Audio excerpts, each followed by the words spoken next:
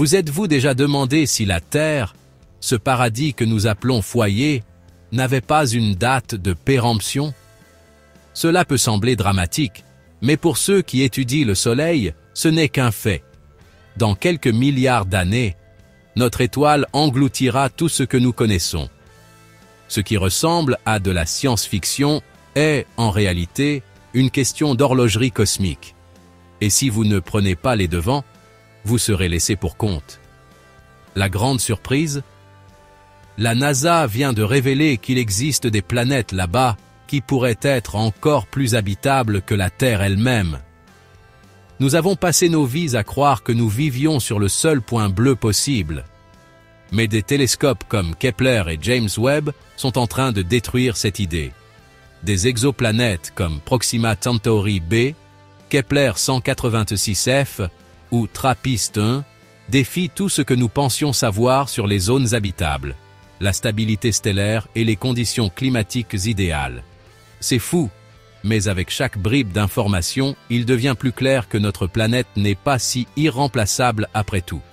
Restez jusqu'à la fin, car dans cette vidéo, vous allez comprendre pourquoi, même s'ils sont si loin, ces mondes pourraient contenir des indices d'océans, d'atmosphères riches en oxygène ou de signaux chimiques qui nous rappellent une Terre plus jeune. Et quand vous réaliserez que le plus grand défi n'est pas de les trouver, mais d'y arriver, vous comprendrez que ces secrets de l'univers sont en fait une invitation à planifier dès maintenant pour que, qui sait, un jour nous puissions traverser l'espace vers un nouveau foyer, où notre histoire n'aura pas à se terminer en rôtissant sous une étoile mourante.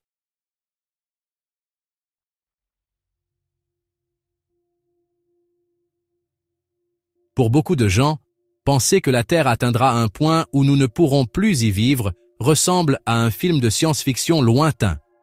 Mais pour la science, c'est une certitude, gravée dans la ligne du temps du système solaire. Notre étoile, le Soleil, ne restera pas telle que nous la connaissons pour toujours. Dans quelques milliards d'années, il sera à court de l'hydrogène qui alimente ses réactions nucléaires, il gonflera pour devenir une géante rouge et transformera la zone habitable actuelle en un four cosmique. Dans ce scénario, les océans s'évaporeraient, l'atmosphère serait détruite et toute trace de vie complexe disparaîtrait. Ce cycle est naturel. Les étoiles comme le Soleil naissent, brûlent leur carburant, se dilatent et, finalement, s'effondrent. Donc, quand nous parlons de colonisation spatiale, nous ne discutons pas d'un luxe ou d'un rêve futuriste, mais de survie. Bien sûr, à l'échelle humaine, cela pourrait sembler trop lointain pour s'en préoccuper. Mais sur la ligne du temps du cosmos, 1 milliard d'années est pratiquement un clin d'œil. Et si nous voulons nous assurer que la civilisation perdure, nous devrons apprendre à faire quelque chose qu'aucune espèce terrestre n'a réussi, déménager avant d'y être contraint.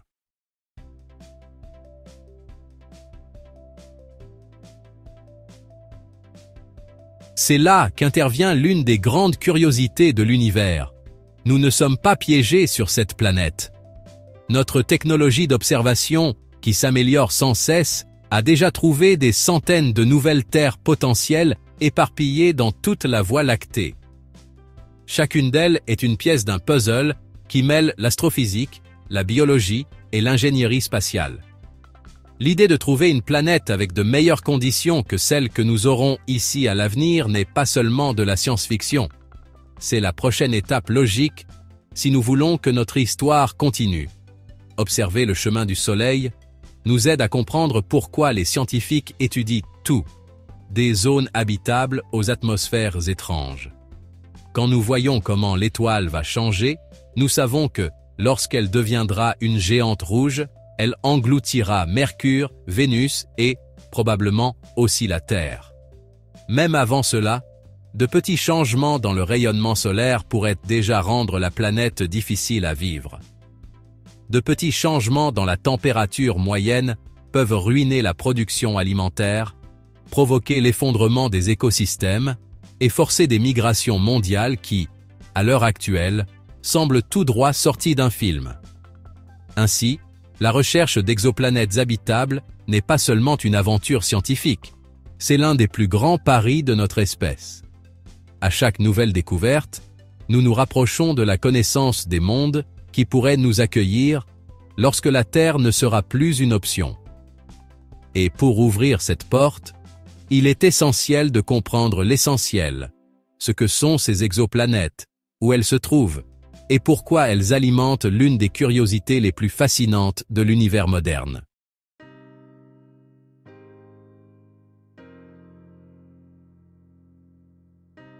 Après avoir fait face au fait que la Terre a une date de péremption cosmique, la question logique est: si nous avons besoin d'une nouvelle direction, où allons-nous la trouver? C'est là qu'intervient le concept des exoplanètes, peut-être l'une des curiosités les plus passionnantes de l'univers ces 30 dernières années. Contrairement aux planètes qui orbitent autour de notre Soleil, les exoplanètes gravitent autour d'autres étoiles, dispersées par milliards de systèmes qui, jusqu'à récemment, n'étaient que des points lumineux dans le ciel. La recherche d'exoplanètes a commencé à prendre de l'ampleur dans les années 90, propulsée par des télescopes comme Kepler, qui a scanné des parties de la Voie lactée à la recherche de légères oscillations dans la lumière des étoiles. Ces oscillations, appelées transits, se produisent lorsqu'une planète passe devant son étoile, bloquant une partie de la lumière et révélant sa présence. Chaque transit est un signe qu'il pourrait y avoir un monde rocheux, avec une atmosphère, et peut-être même des océans, le tout caché à des distances presque impossibles à imaginer. Le plus étonnant est que beaucoup de ces mondes se trouvent dans ce que l'on appelle la zone habitable, la zone autour d'une étoile où la température est suffisamment stable pour permettre l'existence d'eau liquide. Et l'eau, comme nous le savons, est l'ingrédient principal de la vie, telle que nous la connaissons. C'est pourquoi, chaque fois qu'une planète est trouvée dans la zone habitable, elle fait la une des journaux. Il ne s'agit pas seulement de géologie, mais de la possibilité qu'il y ait, peut-être, une Terre jumelle quelque part dans le cosmos.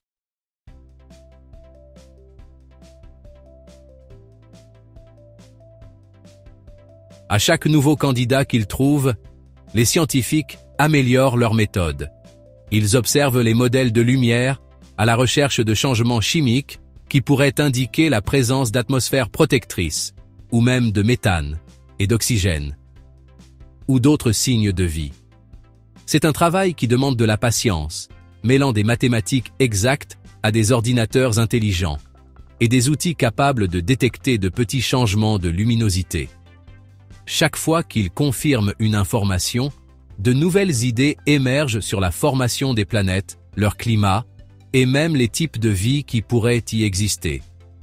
Tout cela est directement lié à notre besoin de déménager un jour, si la Terre devient trop hostile.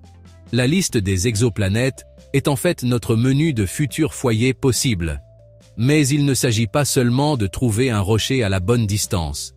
Le type d'étoile qu'orbite un exoplanète fait une grande différence, car toutes les sources de lumière ne sont pas propices à la vie. Et c'est précisément ce qui décide quelles planètes sont les plus susceptibles d'être vraiment habitables. Quand on parle d'exoplanètes prometteuses, beaucoup de gens se concentrent sur la distance parfaite, ou s'il y a de l'eau liquide. Mais ils oublient quelque chose de super important: la qualité de l'étoile qu'orbite cette planète. La vérité, c'est que toutes les étoiles ne sont pas de bonnes voisines pour la vie. Ce détail, qui semble évident, cache certains des plus grands secrets de l'univers quand on y regarde de plus près. Après tout, l'étoile est le principal fournisseur d'énergie, mais elle peut aussi être le plus grand danger.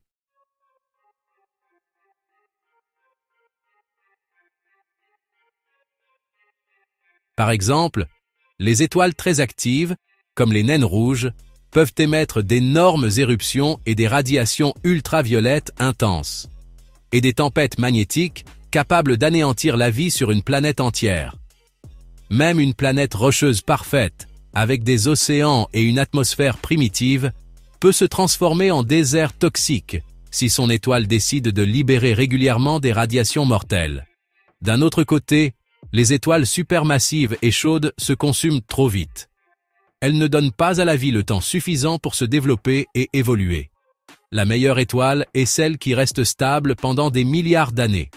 Notre Soleil, par exemple, a offert à la Terre environ 4,5 milliards d'années de tranquillité relative, permettant à la vie de s'épanouir sous des formes de plus en plus complexes.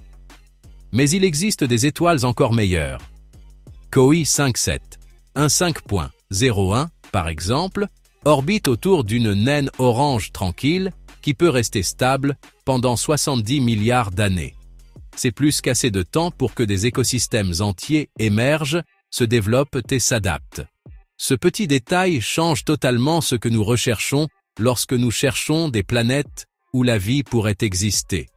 Il ne s'agit pas seulement que la planète soit dans la zone boucle d'or, cet endroit qui n'est ni trop chaud ni trop froid. Elle doit avoir une source de chaleur qui ne soit pas un jeu de roulette russe cosmique. Une étoile stable qui dure très très longtemps peut garantir des millions de générations de vie évoluant sans avoir à faire face à d'énormes extinctions causées par des radiations mortelles.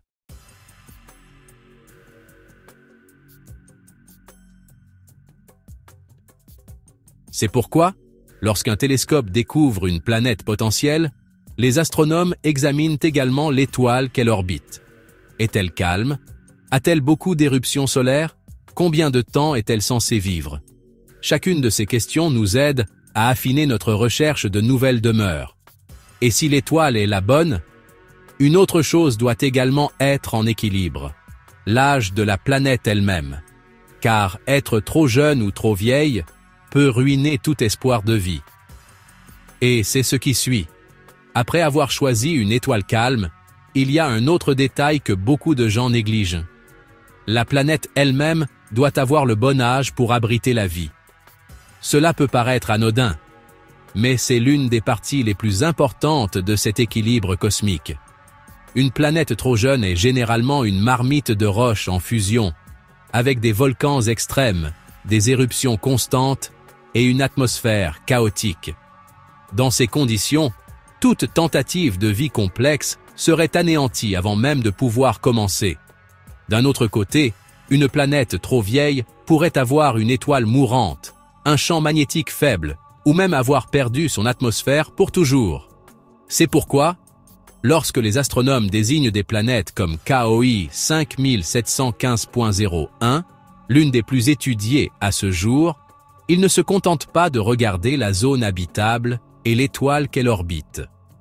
L'âge est un facteur très important. Dans le cas de cette exoplanète, il semble avoir trouvé un équilibre rare.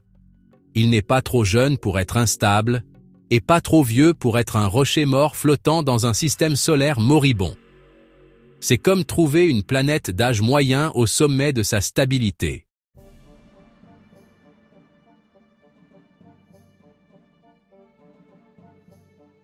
Ce type d'information provient du croisement de données, de spectres de lumière, de modèles de formation planétaire et d'observations indirectes du comportement de l'étoile. Chaque indice raconte une histoire: variation de masse, de densité, signes d'activité volcanique ou tectonique. Tout cela nous donne des indices sur le climat et la chimie atmosphérique. Une planète dans la bonne tranche d'âge peut avoir des océans stables, des continents dynamiques et des cycles climatiques qui n'oscillent pas vers des extrêmes mortels pour des formes de vie plus complexes.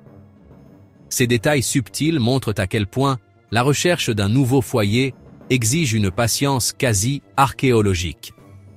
Chaque variable, zone habitable, type d'étoile, âge de la planète, est une pièce qui doit s'emboîter parfaitement.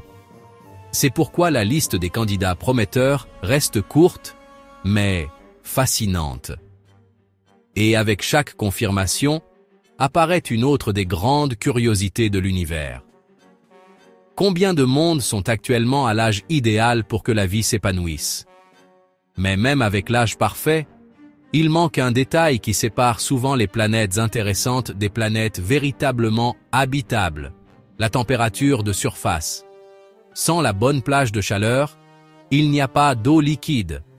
Et sans eau, il n'y a aucun moyen de soutenir des écosystèmes qui durent des milliards d'années.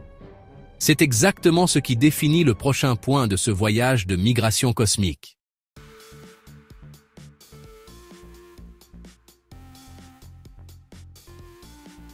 Peu importe la stabilité d'une étoile ou l'équilibre de l'âge d'une planète, si la température moyenne ne permet pas l'eau liquide à la surface, tout rêve d'habitabilité part à volo, littéralement.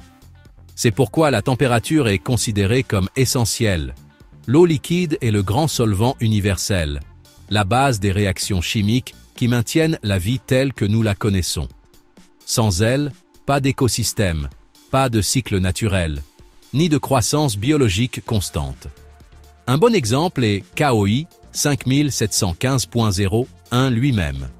Les estimations montrent que cette exoplanète pourrait avoir une température moyenne de 11 degrés Celsius, ce qui est étonnamment proche de la plage parfaite pour maintenir des océans, des rivières et des lacs. Pour vous donner une idée, la Terre a eu une moyenne globale de 17 degrés Celsius en 2023. Et nous voyons déjà comment de petits changements peuvent altérer le climat, l'agriculture et tous les différents types de vie. C'est un équilibre si délicat que tout petit changement provoque de grands problèmes. De l'eau gelée dans des déserts glacés ou évaporée dans des serres chaudes et inhabitables. Calculer cette plage de température n'est pas facile. Cela nécessite une modélisation atmosphérique, des simulations de la façon dont la lumière stellaire interagit avec les gaz, les nuages et les possibles courants océaniques. Une planète pourrait même se trouver dans la zone adéquate pour la vie, mais avoir une atmosphère qui transforme la surface en fournaise, comme Vénus, ici même, dans notre propre voisinage. C'est pourquoi des télescopes, comme le James Webb, se sont de plus en plus concentrés sur l'observation de la lumière, pour tenter de détecter la chimie de l'air de ces mondes lointains.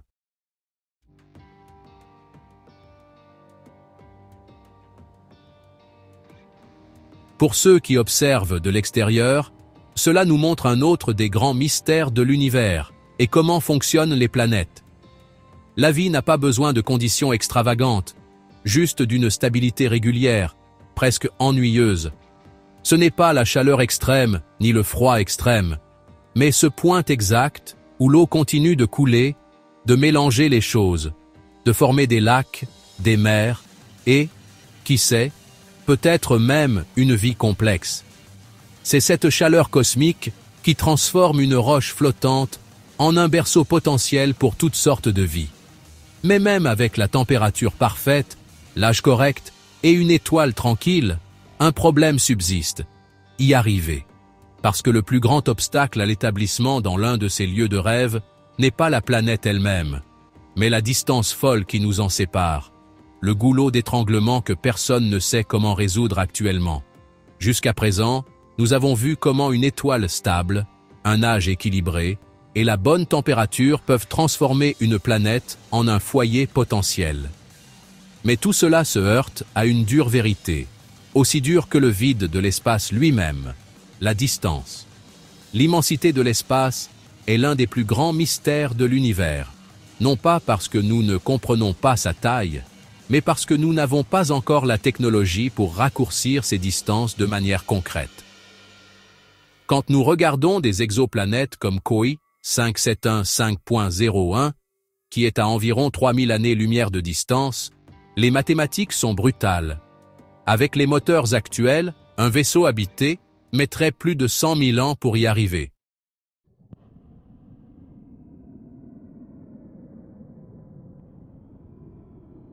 Même Proxima du Centaure B, notre voisin le plus proche, est à plus de 4 années-lumière.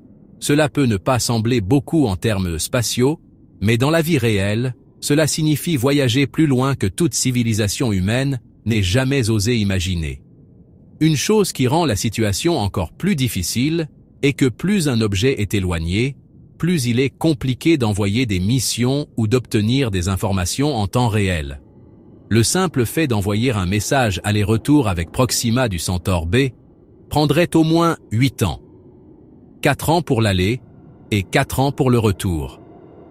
Ce problème technique est la raison pour laquelle de nombreux scientifiques se montrent prudents lorsqu'ils évoquent l'idée de voyager vers d'autres systèmes stellaires pour y vivre. Bien que la science soit devenue très performante pour cartographier et trouver des planètes susceptibles d'abriter la vie, nous ne savons toujours pas comment y arriver, fusée chimique, fusion nucléaire, voile solaire, tout cela reste encore des idées ou des prototypes. Et même si nous pouvions aller très vite, il y a l'énorme quantité d'énergie nécessaire, le rayonnement dans l'espace et le travail difficile de maintenir un équipage en vie pendant des centaines ou des milliers d'années. Cette très grande distance explique aussi pourquoi nous dépensons tant d'argent à construire des télescopes de plus en plus sensibles. C'est notre façon de voyager sans quitter la maison. Nous pouvons capter la lumière, mesurer les atmosphères et chercher des signes de vie. Jusqu'à ce que la physique nous donne un moyen de plier l'espace-temps ou d'accélérer les particules de manière ultra rapide et sûre, le mieux que nous puissions faire est simplement d'observer. Chaque planète que nous trouvons est comme une promesse silencieuse que, un jour, cette barrière ne sera plus là.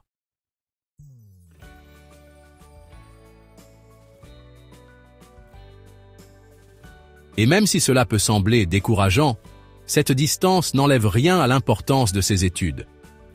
Au contraire, elle rend chaque parcelle d'information encore plus précieuse, car elle nous montre à quel point il est rare et précieux d'avoir un foyer habitable prêt à accueillir la vie. De là, il est pertinent de connaître certains des exoplanètes qui sont devenus des étoiles dans cette nouvelle frontière. Des mondes comme Proxima Centauri b, qui, bien que si proches, recèlent des défis presque aussi grands que sa promesse. Quand on parle d'exoplanètes, peu de noms surgissent aussi vite que Proxima Centauri b. Il a capté toute l'attention non seulement parce qu'il est rocheux et se trouve dans la zone habitable, mais principalement parce qu'il orbite l'étoile la plus proche de notre Soleil. Proxima Centauri a environ 4 années-lumière de distance.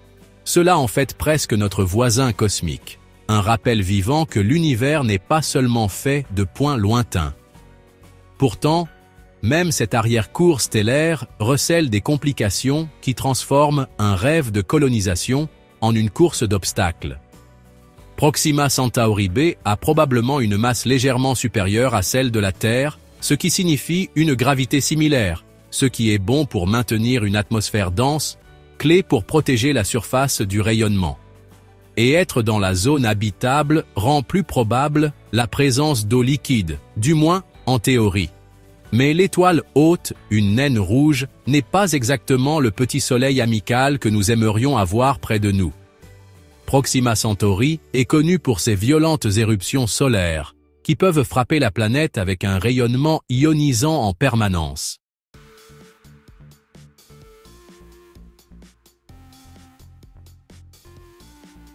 Une autre chose curieuse est ce que l'on appelle le verrouillage gravitationnel. Tout comme la Lune montre toujours la même face à la Terre, Proxima Centauri b a probablement une rotation synchrone. Cela signifie qu'un côté de la planète est toujours exposé à l'étoile, tandis que l'autre côté reste dans l'obscurité. Il en résulte une différence de température brutale. Un côté est super chaud, l'autre est complètement gelé. Pour qu'une vie complexe existe, la planète aurait besoin d'une atmosphère très dense pour déplacer la chaleur et protéger toute vie délicate de ces changements drastiques. Même avec tout cela, ça reste super fascinant.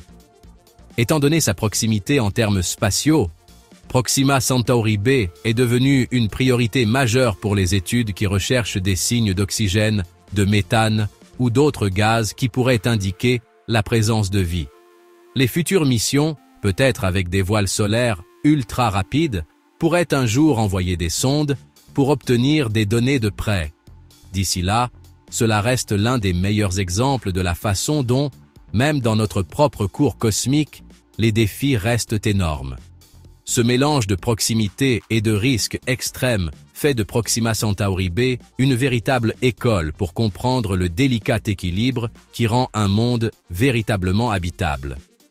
Et si notre voisin est si compliqué, imaginez des planètes plus lointaines, comme Kepler 186f, un autre candidat intéressant, qui montre comment la variété et les surprises vont de pair lorsque nous cherchons un nouveau foyer cosmique.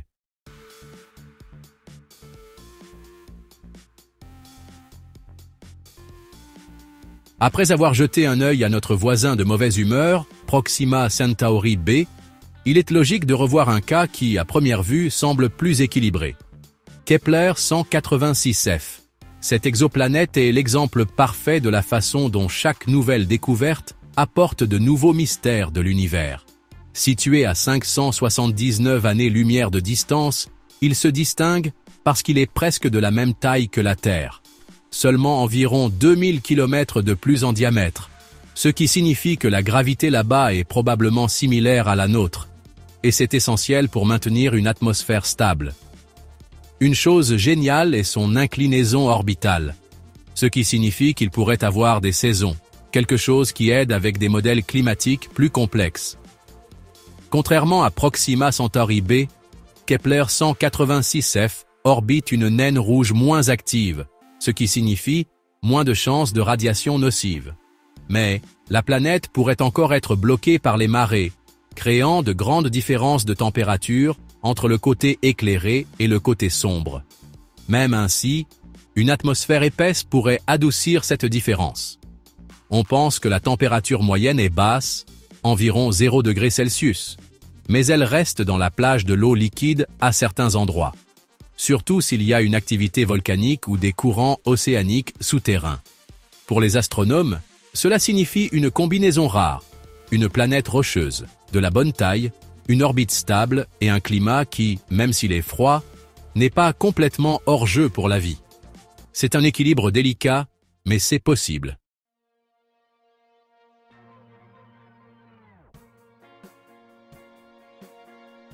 Ce qui rend Kepler 186f si fascinant, c'est qu'il n'est qu'un parmi des centaines de candidats orbitant des étoiles avec des profils plutôt amicaux. Chaque donnée recueillie par des télescopes comme Kepler ou James Webb alimente des modèles qui nous aident à savoir lesquels de ces mondes valent la peine d'être examinés de plus près. L'objectif principal est maintenant de trouver des signaux chimiques dans l'atmosphère qui montrent plus que de simples roches, comme des biosignatures de méthane ou d'oxygène. Ainsi, Kepler 186f nous fait penser que la Terre n'est peut-être pas aussi spéciale que nous le pensions auparavant. Et si cette planète, à près de 600 années-lumière de distance, montre déjà tant de similitudes, qu'en est-il des systèmes encore plus proches et prometteurs? C'est là qu'intervient TRAPPIST-1e, notamment TRAPPIST-1e, l'un des voisins les plus discutés lorsqu'il s'agit d'avoir des océans et, qui sait, peut-être même quelque chose de vivant. Après Kepler 186f, TRAPPIST-1e se présente comme l'une des exoplanètes les plus célèbres de cette nouvelle ère de chasseurs de mondes. Le nom amusant vient d'un télescope belge qui, en 2017, a annoncé un système planétaire avec 7 mondes rocheux orbitant une étoile naine ultra froide, à seulement 39 années-lumière de distance, ce qui est assez proche en termes spatiaux. Parmi eux, TRAPPIST-1e se distingue car il rassemble des éléments qui suscitent vraiment la curiosité de tous sur l'univers et les planètes.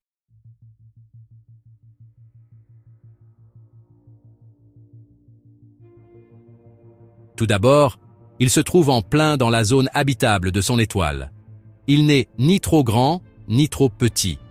Les modèles suggèrent qu'il pourrait même avoir des océans liquides, couvrant une partie de sa surface, et peut-être même une atmosphère riche en oxygène.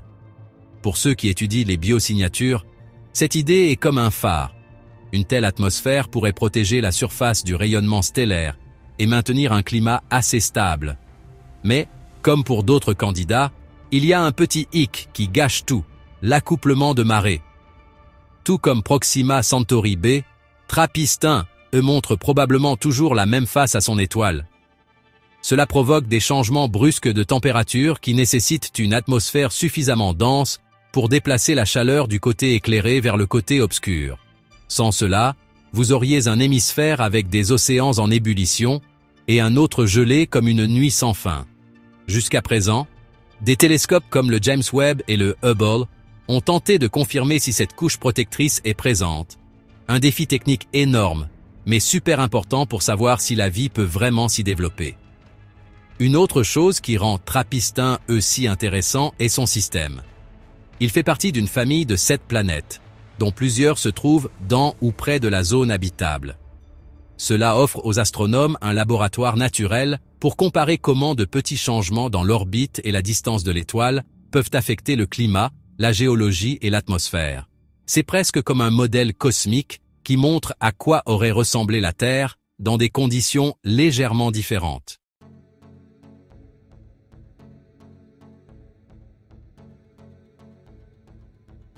Tout cela place TRAPPIST-1M au premier plan des missions qui recherchent des signes de gaz, comme le méthane, l'ozone ou le dioxyde de carbone.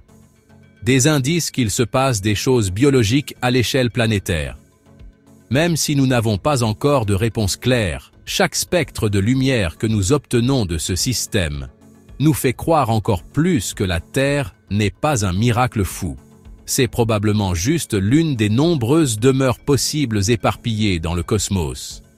Quelque chose qui rend le dernier point de ce voyage encore plus important. Quand nous assemblons chaque pièce de ce voyage cosmique, le message est clair. La Terre ne durera pas éternellement. Le Soleil, qui nous donne la vie aujourd'hui, deviendra un jour le plus grand tyran de notre arrière-cour cosmique.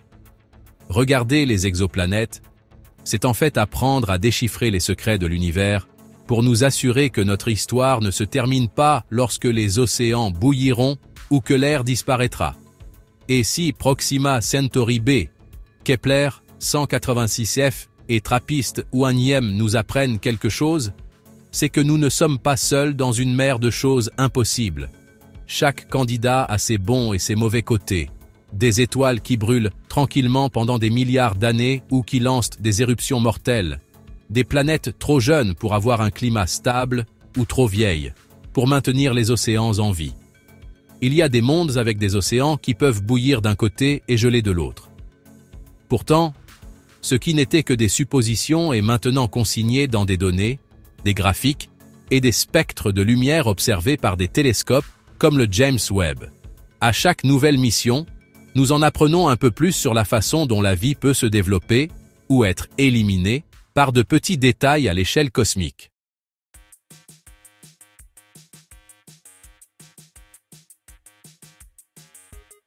Le plus grand ennemi de tous, pour l'instant, c'est la distance. Notre technologie actuelle rend impossible la traversée d'années-lumière, même jusqu'au voisin le plus proche. Mais cela n'enlève rien à l'importance de rester attentif. C'est comme si chaque nouvelle planète était un rappel que bouger ne se limite pas à rêver en grand. C'est se préparer à ce que la physique, la biologie et l'ingénierie devront affronter lorsque cette date d'expiration arrivera.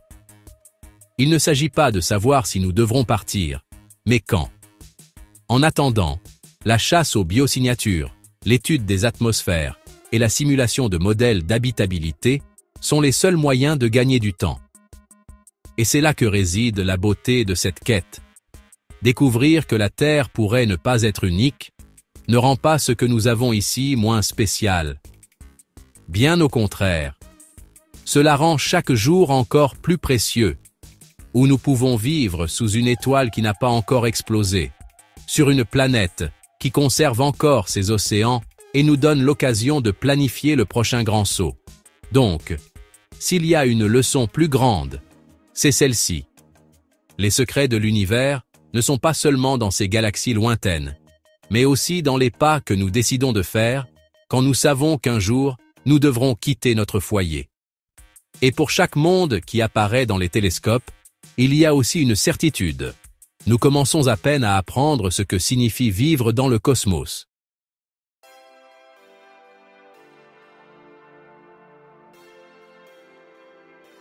Et après tout ça, c'est impossible de regarder le ciel de la même manière, tu ne crois pas? Savoir que la Terre a une date de péremption et que nous avons déjà cartographié des candidats pour de nouveaux foyers là-bas, c'est un coup dur, mais aussi une étincelle d'espoir. Avec chaque exoplanète que nous trouvons, on nous rappelle que, au fond, la survie ne consiste pas à être satisfait de ce que nous avons, mais à avoir le courage de poursuivre ce qui vient. C'est ainsi que nous grandissons, en découvrant, petit à petit, les secrets de l'univers qui peuvent assurer que notre histoire continue même quand cette planète ne pourra plus. Maintenant, dis-moi, Penses-tu que nous allons vraiment partir d'ici à temps? Quelle exoplanète de cette vidéo te fait le plus réfléchir? Proxima Centauri b, Kepler 186f, Trappist 1e, ou peut-être un autre qui n'a pas encore été trouvé? Écris en commentaire ton idée ou même ta supposition de quel monde sera notre prochaine location cosmique. Et si toi, comme moi, tu veux toujours avoir une longueur d'avance dans ce voyage, n'oublie pas, abonne-toi à la chaîne, active les notifications et partage cette vidéo avec quelqu'un qui croit encore que la Terre est trop spéciale pour la laisser derrière. Parce que la plus grande erreur serait de cesser de regarder le ciel, surtout maintenant, quand nous commençons enfin à comprendre à quel point il est vaste et rempli d'opportunités.